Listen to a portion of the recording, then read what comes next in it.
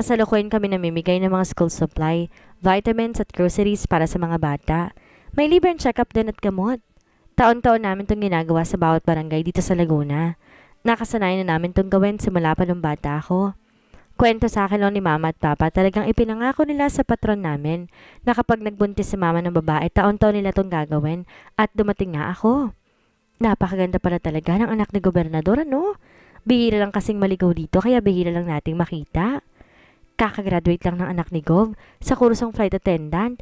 Akala ko nga sasali ulit siya sa Binibining Pilipinas. Sayang umabot lang siya ng top 5. Napakaswerte naman ang nobyo ng batang yan. Napalunok ako sa mga naririnig kong bulungan ng mga tao sa paligid. Napahilot ako sa sentido ng makaramdam ng pagkahilo. Inabutan ako ni Kuya Marco ng tubig at pinahiga muna sandali. Maria, kailangan mo nang umuwi. Hindi na magandang lagay mo.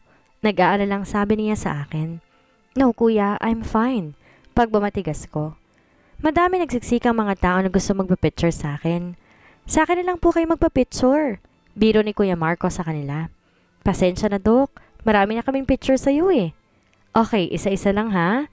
Paalala ni Kuya Marco. Sunod-sunod ang paglunok ko ng laway nang biglang makaramdam ako ng pag-ikot ng paligid. Napatutop ako sa bibig na maramdaman ang pagbaliktad ng sikmura ko. Pinagpapawisan na rin ako ng malamig. Maria! Dinig kong sigaw nila sa pangalan ko nang magdilim na ang paningin ko. Matalim ang peres ng mga mata ni Papa na nakatingin sa akin nang tingnan ko siya na magising ako.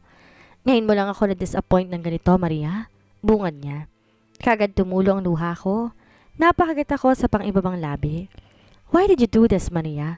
Bakit mo sinira ang tiwala namin sa'yo ng papa mo? Sermon sa akin ni Mama. Napayoko ako sa sobrang kahihiyan. Hindi kita pinalaking sinungaling at mapaglihim. Ngayon sabihin mo sa amin kung sino lalaking nakabuntis sa'yo. Naglaglagan ng butil ng luha ko. Ngayon lang ako napagtaasan ng boses ni Papa. Papa, please, don't do this to me. Pagmamakaawa ko. Tinatanong kita, Maria, sino? Napatayo si Papa sa kinaupuan sa sobrang galit. Nanatili namang tikaw ang bibig ko. Iharap mo sa akin ang lalaking nakabuntis sa'yo dahil kung hindi, ito na ang huling pagkikita natin. Pagbabanta ni Papa. Nagtaas baba ang dibdib ko kasabay ng pag-iinit ng mga mata ko. Sunod-sunod ang pagkikbi ko. Masama sa loob kong sabihan ka ng sarili mong ama ng ganon. Itinatakwil niya na ako bilang anak niya. Papa, Mama, please patawarin niyo po ako. Pagmamakaawa ko. Bumaba ako sa hospital bed na kinahigaan ko. Buong pusong pagpapakumbaba akong lumuhod sa harapan nila. Mama, patawarin mo po ako. Napayoko ako na makita ang disappointment sa mga mata ni Mama. Napahagulhol ako. Sobrang sakit. Hindi ko alam kung anong ginawa kong mali sa pagpapalaki sa iyong bata ka. You really disappoint me, Maria. Akala ko dahil nag-graduate kang cum laude, matalino ka. Ayan at nagpabuntis ka. Sermon sa akin ni Papa. Napaawang ang labi ko, ang sama ng loob ko.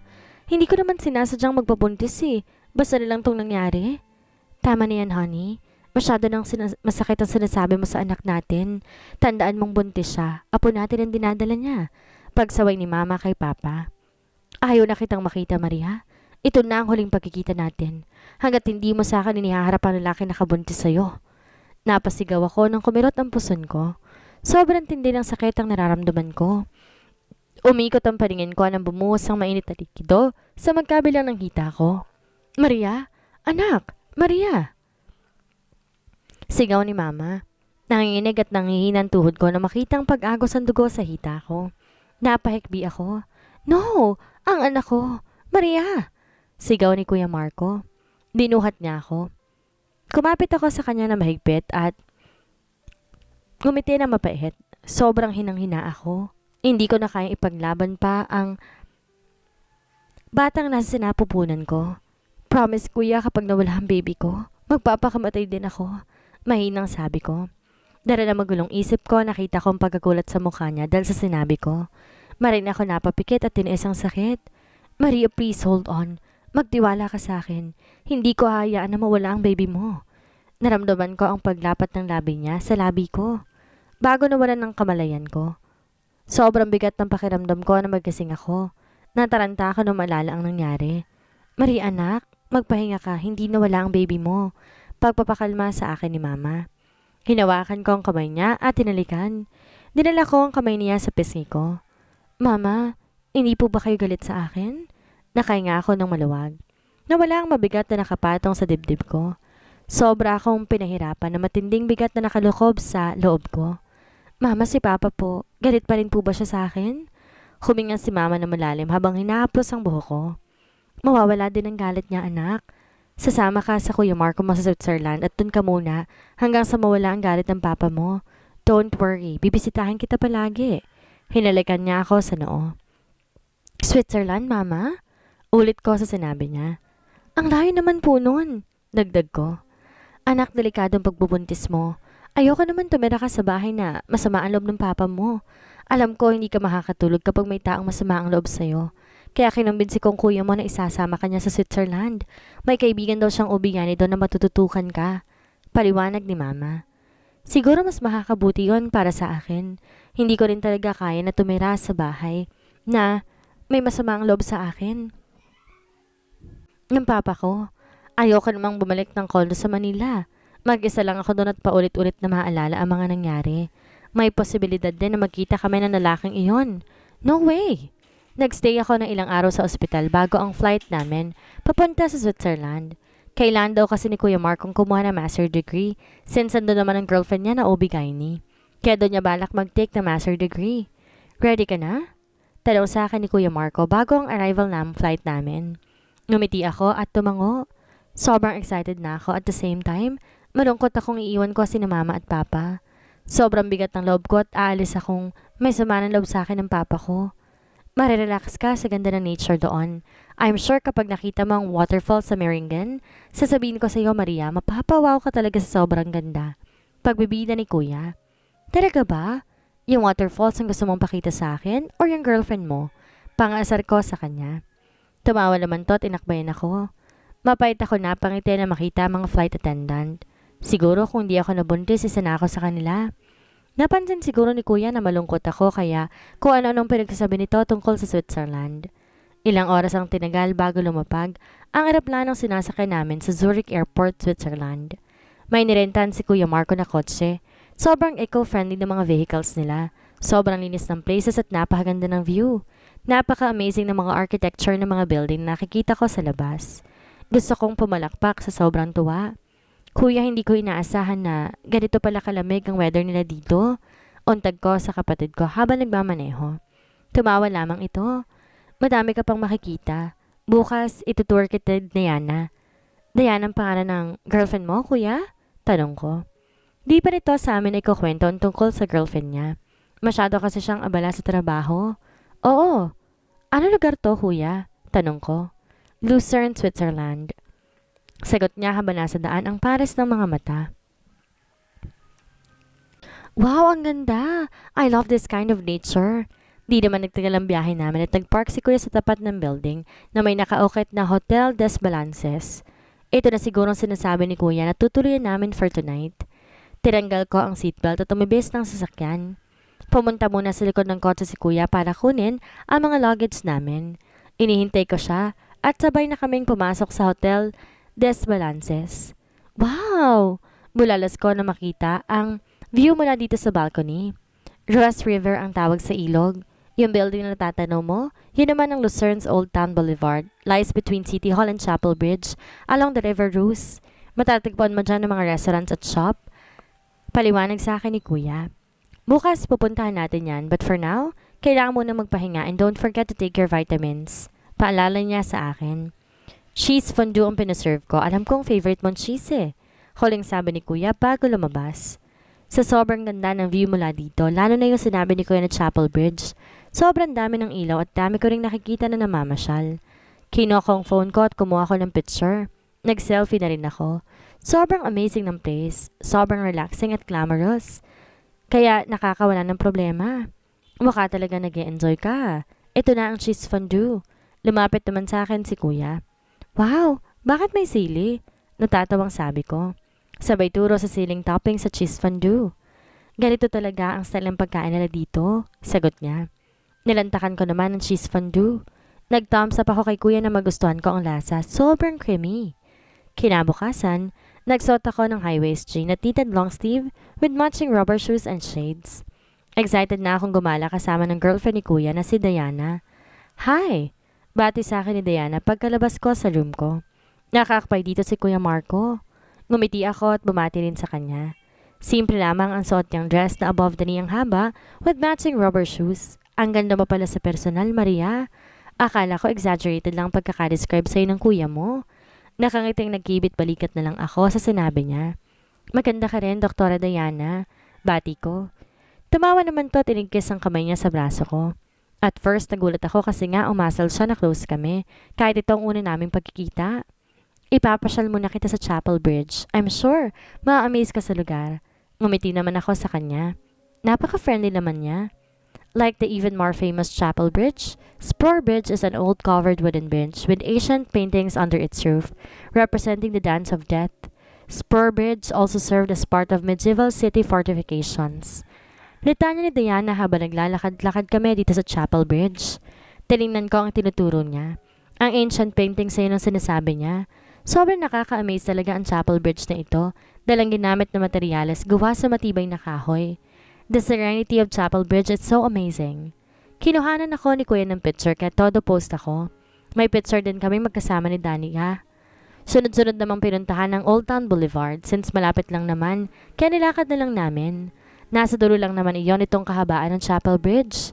Pansin ko ang official na ginagamit na language German, but the main spoken language is the local variant of the Alemannic Swiss-German dialect, Lucerne German. Konti lang binili ko sa shop. May binili akong jewelry para kay mama. Madami namang pinamili si Kuya at Diana na groceries. Mukhang magkasundo sila. Nag-enjoy ka ba? Tanong sa akin ni Kuya. Oo naman, nakangiting sabi ko. Mula dito sa bench na kinaupuan ko dito sa lakeside path, matatanaw mo ang asul na river. Marami ring mga taong namamasyal kasamang pamilya nila. Napagdesisyon na naming bumiyahe na papunta sa apartment na nirentahan ni Kuya Marco habang nandito kami sa Switzerland. Malapit lang daw yon dito sa Lucerne. Bumalik kami sa Hotel des Balances para kunin ang mga luggage namin. Sumakay kami sa bus papunta sa apartment. Di naman nagtagal ang biyahe at nakarating din kami kaagad. Magpahinga ka muna, Maria. Sabi sa akin ni Diana. Okay, thanks. Nakangiting baling ko sa kanya. Nasa kabila lang daw ang apartment niya at may maliit siyang clinic dito. Ako na magluluto ng kakainin natin. Pagpresenta ni Diana. Si Kuya naman nag-asikasong ayusin ang mga luggage namin. Nagpresenta akong tumulong kay Diana sa kusina pero ito mismong pumigil sa akin. The next day, katulad ng pinangako sa akin ni Kuya, buong araw kaming namasyal. Nagsilbing tour guide naman namin si Dr. Diana. Hindi siya mahirap pakisamahan. Bagay na bagay sila ni Kuya Marco. Gustong-gusto ko yung sense of humor niya. Habang nandito ako sa Switzerland, sobra ako nalilibang. Nawala ang mabigat na pasanin ko dahil sa kakaibang atmosphere dito. Nawala ang takot at kaba ko. Nabawasan din ang matinding pag-iisip ko. Sobrang bilis ng mga pangyayari sa buhay ko. Parang kailan lang pictorial ng graduation ko tapos ngayon, eto, buntis na ako. Madaling lumipas sa mga araw at buwan. Unti-unti lumalaki ang baby bump ko nang hindi ko namamalayan. At first, sobrang natatakot ako. Pero habang papalapit ng papalapit ang pagsilang ko sa kanya, sobrang na-excite akong makita, mayakap at mahalikan siya. Gusto ko ipadama sa kanya lahat ng pagmamahal at pag-aalaga na naranasan ko mula sa mga magulang ko. Unti-unti pumatak ang luha ko habang hinaplos ang malaking tiyan ko. Ngayon lang ako nakaschedule na i-CS. Kakayanin ko to. Para sa atin, anak. Promise ni Mommy, mamahalin kita at hindi ko ipapadama sa'yo na may kulang sa pagkatao mo. Napatingala ako. At maring napapikit. Hi, Daddy. Ni Liam? Kung nasan ka man ngayon, gusto ko ipaalam na ngayon na ako manganganak sa anak natin. Thank you dahil sa'yo nabuo siya sa sinapupunan ko. I whispered at malawak ng ngumiti. Maria, are you ready? Untag sa akin ni Dr. Diana. Lumingon ako sa kanya at gumiti. Leo Del Blancos POV. Isang mahabang taon na nakakalipas pero hindi ko pa rin siya nahahanap. Sumimsim ako ng alak sa baso ko.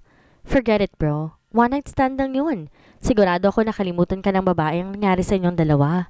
Umiling ako dahil sa sinabi ni Ismael. 3 taon kong di maalis sa sistema ko ang mukha ng babaeng yon.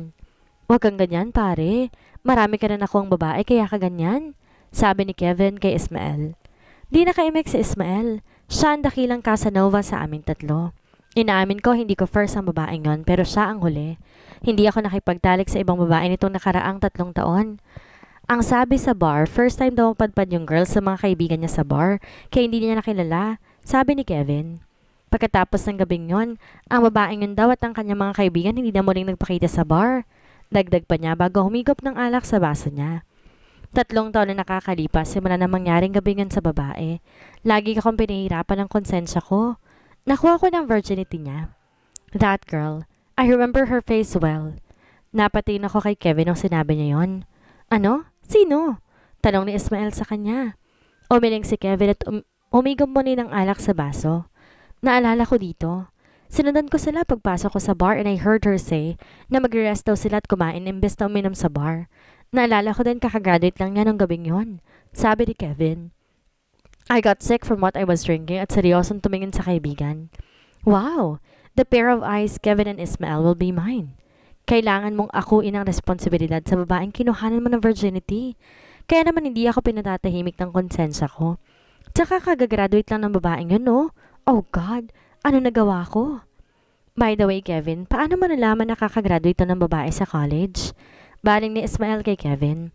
They shouted happy graduation to them that night, and I also remembered that the girl was congratulated by her friends when I heard she graduated with flying colors. Paliwanag sa akin ni Kevin. Maganda ang memory ni Kevin kaya alam kong hindi siya nagkakamali sa mga sinasabi niya. Sunod-sunod, sinubukan kong uminom ng alak. Kevin, hanapin mo siya. Babayaran kita. Kahit magkano. Utos ko kay Kevin. Bago nagpaalam na uuwi na. Maria's POV. Grabe friend, masasabunutan talaga kita. Look at you now.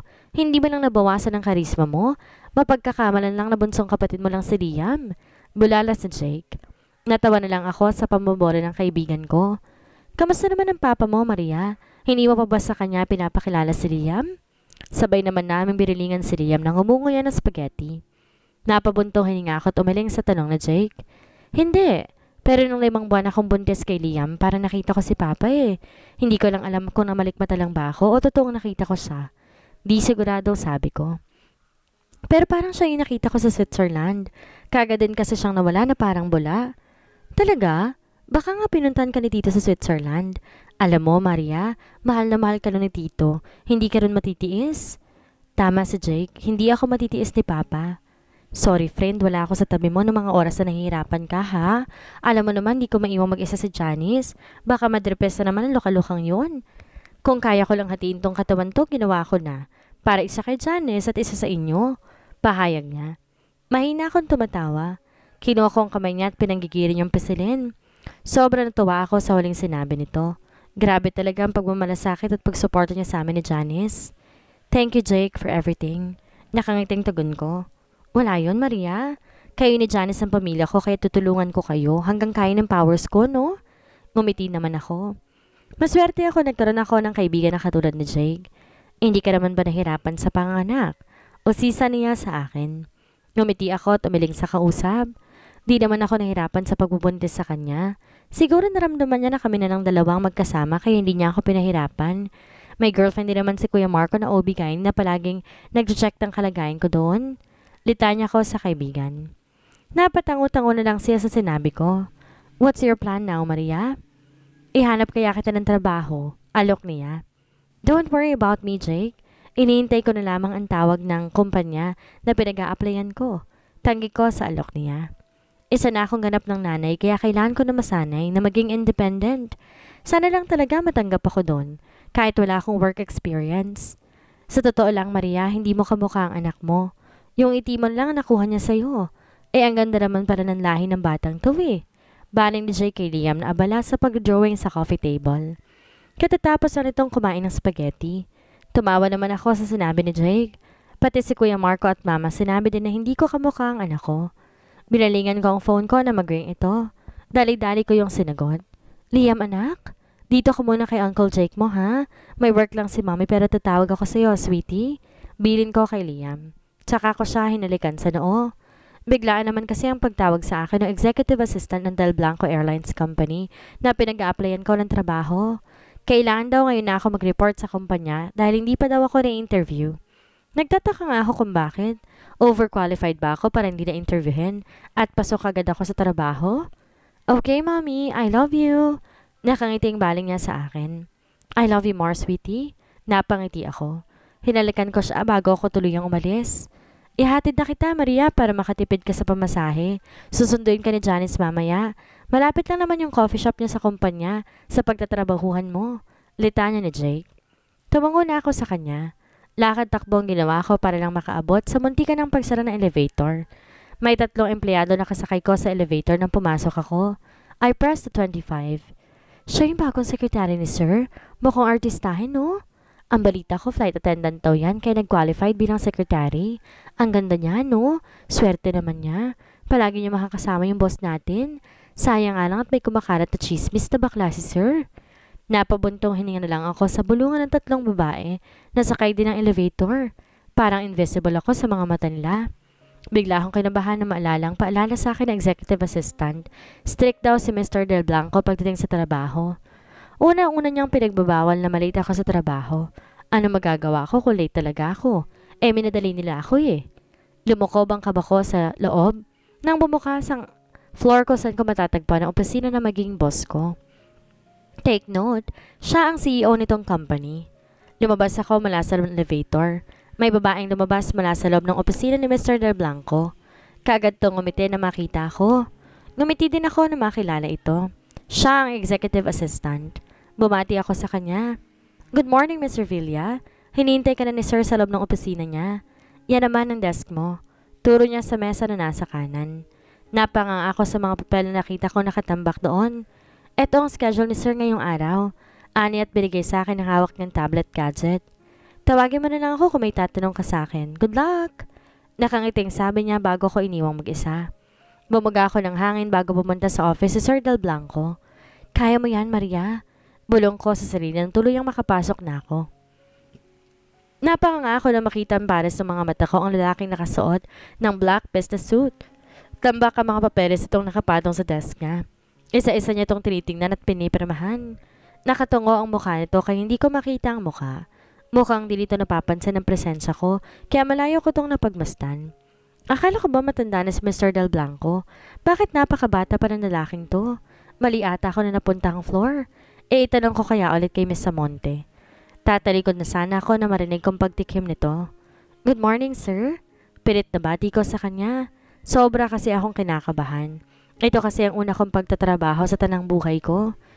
Cancel all my schedule today, he coldly said. Hindi man lang to nagangat ng tingin para tingnan ako. Patuloy to sa pagbasa sa mga papel at tambak sa mesa niya. Yes, sir. Tanging sagot ko at lumabas na sa opisina niya. Nagtungo ako sa desk ko. Tinignan ko ang mga papeles na nakatambak doon. Isa-isa ko itong binuklat at inayos. Miss Revilla, come in. Halos mapatuloy ako sa gulat nang marinig ko ang boses si Sir Del Blanco mula sa intercom. Kagad akong tumayo at dalidaning pumasok sa loob ng opisina ni Mr. Del Blanco. Napanganga ako na mag-angat ng mukha. At diretso akong tinitigan sa mata. Imahe kagad ni Liam ang naglalaro sa isipan ko nang makita ko ang mga mata niya pati ang buong mukha niya. At ano naman ang koneksyon niya sa anak ko? Hey, Miss Revilla, did you hear me? Bumalik ako sa ulirat na marinig ang barito ng boses nito. Yes sir. Ipinilig kong ulo ko sa kakatuwang naisip. Imposible. Lumabas ako ng opisina ni Sir Del Blanco na mayroong malaking question mark na nakalagay sa utak ko. Bakit magkamukhang-mukha sila ng anak kong si Liam? Ano mangyayari ngayong nasa iisang kumpanya na si Leo at ang babaeng matagal niya nang hinahanap? Makilala kaya niya ang dalaga? Yan ang ating aalamin sa susunod nating kabanata.